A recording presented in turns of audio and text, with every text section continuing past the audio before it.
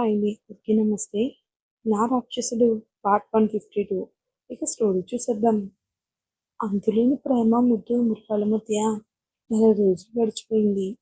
ఈ నెల రోజులు కీర్తి రోజు వచ్చి ధరణికి చెకప్ చేసి వెళ్ళేది. ఇంట్లో వాళ్ళతో సూర్యతో పాటు తను కూడా ధరణిని ఎంతో కేరింగ్‌గా చూసుకుంటుంది కీర్తి. అలా నెల రోజుల తర్వాత రాహుల్, రమ్య, స్వప్న, విజయ్ పెళ్లి రోజు రానే వచ్చింది.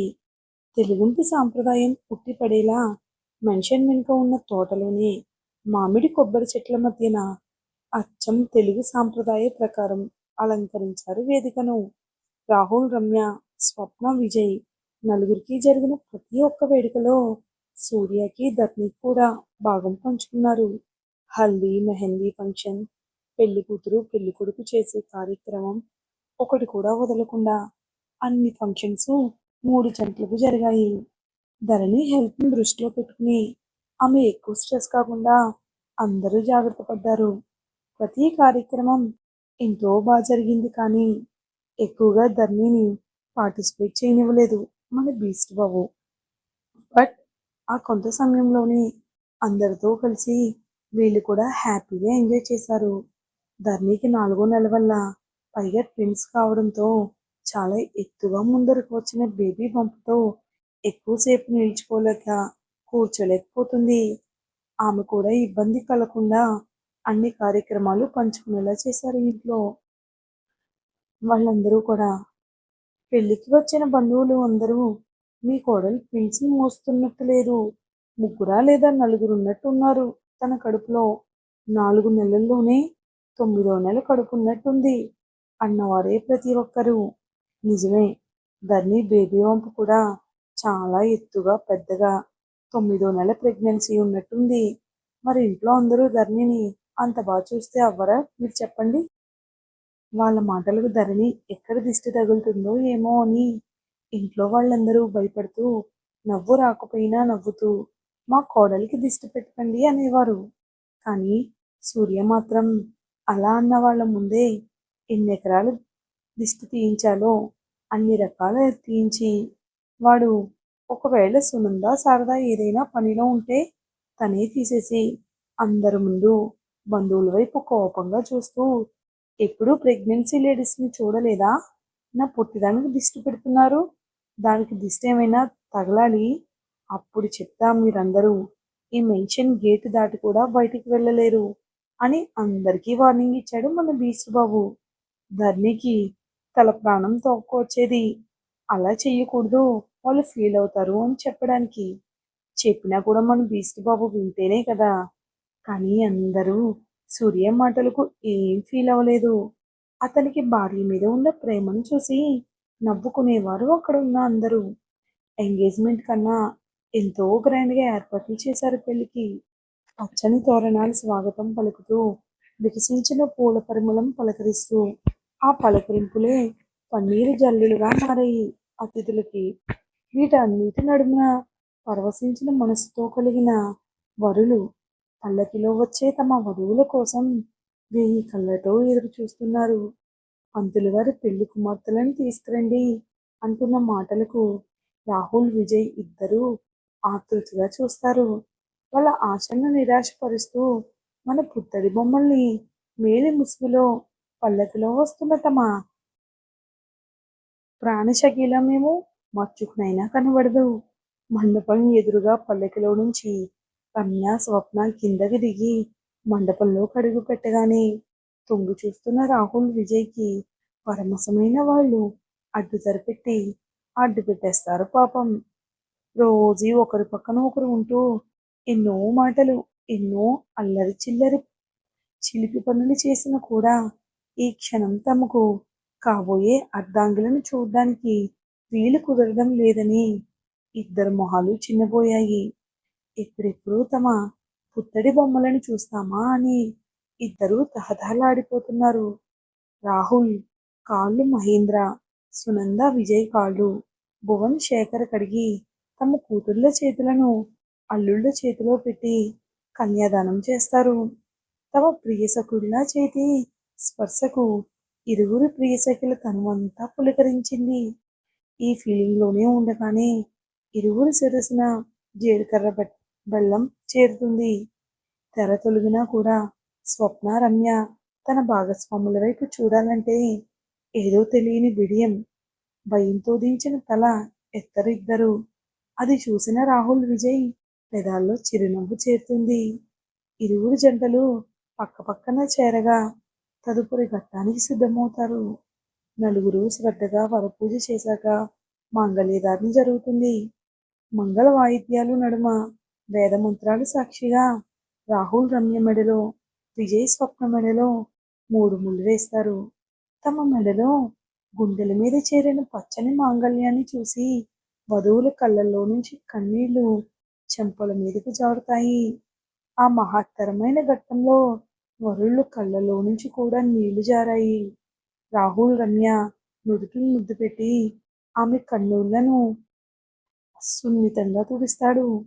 విజయ్ స్వప్న బుగ్గకు ముద్దాడి ముద్దు పెట్టిన చోట చిన్నగా కొరికి స్వప్నతో పాటు అందరికీ నవ్వు తెప్పిస్తాడు. తర్వాత నల్లపూసలు, సన్నికలు, మెట్టెలు కార్యక్రమం జరిగాక నలుగురు తల వంచి చేతులు జోడించగా నిండైన మనసుతో అందరూ అక్షింతలు వేసి ఆశీర్వదిస్తారు ఆ నలుగురిని. ఈ తంతంతా ధరణి ఇబ్బంది పడకుండా క్లియర్గా కనిపించేటట్టు ఒక పక్కగా సోఫా వేసి ధరణిని కూర్చోబెట్టి ఆమె పక్కన సూర్య కూర్చుంటాడు. ఇద్దరి చేతి వేళ్లను పెనవేసి అది ఎవరికీ కనిపించకుండా ఆమె బయట చెంగుతో కప్పి అక్కడ జరుగుతున్న ఒక్కొక్క కార్యక్రమాన్ని ఎంతో అబ్బూరంగా చూస్తుంది. ఒక్కసారి సంతోషంలో, ఒక్కోసారి ఎమోషనల్ అవుతూ చూస్తూ ఉంటారు ఇద్దరు. ఆమె ప్రతి ఎక్స్ప్రెషన్ని ఎంతో మృతంగా చూస్తూ ఉంటాడు సూర్య. ఆశీర్వదించే కార్యక్రమం అయిపోగా పెద్దవాళ్ళు సూర్య వాళ్ళ దగ్గరకు వచ్చి, సునంద, కన్నా, బంగారం మెడలో ఈ సూత్రాలు నల్లపూసలు వేయినానా అని అంటారు. ఈ వేడుక కూడా అందరి ముందు చేస్తే ఇంకా మీకేదీ తక్కువ కాలేదని మాకు ఆనందంగా అనిపిస్తుంది అంటారు ఆమె. వాళ్ళ మాటల్ని కాదనలేక గోల్డ్ చైన్తో ఉన్న సూత్రాలను వేయడానికి ఒప్పుకుంటాడు మన సూర్య. ధరణి, కన్నయ్య ఇక్కడ వద్దు, మనం కూడా అక్కడే కూర్చున్నామంటుంది ధరణి. వద్దే పొటి, నువ్వు కింద కూర్చోలేవు, కూర్చోకూడదు, వద్దమ్మా, నీకు ఇబ్బంది అవుతుందంటాడు బుజ్జగిస్తూ ధరణిని సూర్య. ధరణి ముద్దుగా మొహం పెట్టుకుని ప్లీజ్ ప్లీజ్ కన్నయ్య అంటుంది అతని గెడ్డం పట్టుకుని బ్రతిమలాడుతూ. మన పొట్టి అంత ముద్దుగా అడిగితే ఇంక సూర్య కాదనగలడా? ఇద్దరి జంటల మధ్యలో మూడో జంటకి పీటలు వేసి కూర్చోబెట్టి పూజ జరిపించిన తర్వాత వేల మంది అతిథుల మధ్య ధరణి మెడలో సూత్రాలు, నల్లిపూసలు వేసి నుదుటిని సింధూరం దిద్దుతాడు మన సూర్య. మరొకసారి అక్షింతల వర్షం కురుస్తుంది. అది చూసిన ధరణి ఆనందంతో చాలా అంటే చాలా ఎమోషనల్ అయిపోయి సూర్య మెడ చుట్టూ చేతులు వేసి హక్ చేసుకుని గట్టిగా ఏడుస్తుంది పాపం ధరణి. ఆమె ఫీలింగ్ని, ఎమోషన్ని అర్థం చేసుకున్న సూర్య ఆమెకి ఇబ్బంది కలగకుండా జాగ్రత్తగా ఆమెను అనుకూలంగా హత్తుకుని ఆమె వీపు రుద్దుతూ ఆమెను కూల్చేస్తాడు మన సూర్య. ఆ 3 జంటలను చూసిన పెద్దవాళ్ళందరికీ కళ్ళల్లో నీళ్లు చెమ్మగిల్లుతాయి ఆనందంతో. 3 జంటలకు తలంబ్రాలు ఆటను మొదలు పెడతారు. రమ్య, రాహుల్ పోటాపోటీగా వేసుకోగా రౌడీ రమ్యదే విజయ్ అవుతుంది. విజయ్, స్వప్న ఏ ఒక్కరూ తగ్గకుండా నువ్వా నేనా అని వేసుకుంటే ఆఖరికి విజయ్ గెలిచి తలంబ్రాల పెళ్ళాన్ని స్వప్న నెత్తి మీద బోర్లిస్తాడు. ఇక మన హీరో బీస్ట్ బాబు 2 దోశలు వేయగానే సగం తలంబ్రాలు ఖాళీ అయిపోతాయి. ధరణి, హా కన్నయ్య, నేను ఒక్కసారి వేశాను, అప్పుడే తలంబ్రాలు అయిపోతున్నాయి, కొంచెం కొంచెం తీసుకుని వేయంటుంది ఏడుపు మొహం పెట్టుకుని పాపం మన ధరణి. అరే నేనేం చేయను పొట్టి, దోశలు నిండుగానే తీసుకుంటుంది, ఏమైనా ఎక్కువ తీసుకుంటున్నానా అని మరీ ఇంత చిన్నగా ఉన్నాయి ఏంటే నీ చేతులు అంటాడు ఏడిపిస్తూ మన బీస్ట్ బాబు. ధరణి తన చేతుల వైపు చూసుకుని నిజంగా ఇంత చిన్నగా ఉన్నాయి ఏంటి నా చేతులు అనుకుని చిన్ని చేతులు అని ఒప్పుకుంటే ఇమేజ్ డ్యామేజ్ అవుతుందని అలకగా ఓ కన్నయ్య, నువ్వు చీటింగ్ చేస్తున్నావు అంటుంది మన ధరణి. అరే నేనేం చేశాను చీటింగ్ అని ఇంకో దోశలు తరంబరాలు తీసుకుని ఆమె మీద వేయగానే ఈసారి ముప్పావంతు ఖాళీ అయిపోయి కనిపిస్తాయి తలంబ్రాలు.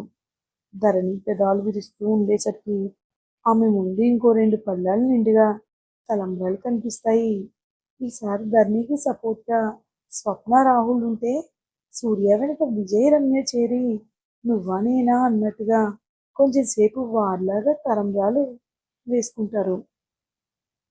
తర్వాత ధరణికి ఇబ్బంది కలగకుండా పూర్తిగా ఆమెకు అదే విధంగా వంగి కూర్చుని ధరణి వేయడానికి అవకాశం ఇస్తాడు సూర్య. ధరణి మరింత ఉత్సాహంగా తన కన్నయ్య మీద తలంబ్రాన్ని నింపేసి హై నేనే గెలిచాను అని కేరింతలు పెడుతుంది మన పొట్టిది. ఆమె నవ్వుని ఆనందాన్ని చూసి సూర్య ఆమె పెదాల మీద చిన్న పిక్కిస్తాడు. అక్కడున్న అందరూ షాక్తో అలాగే చూస్తూ ఉంటారు. ధరణి మాత్రం పాపం ఏడుస్తుంది. చాలా బాగుంది కదండి ఇద్దరికి మంచిగా. నాకైతే ఈరోజు చాలా నచ్చిందండి ఈ ఎపిసోడ్. మీకు ఎలా అనిపించిందో నాకు కామెంట్ చేయండి. వీడియో కనుక నచ్చినట్లయితే కొంచెం లైక్ చేసి సపోర్ట్ ఇవ్వండి. Thanks for watching.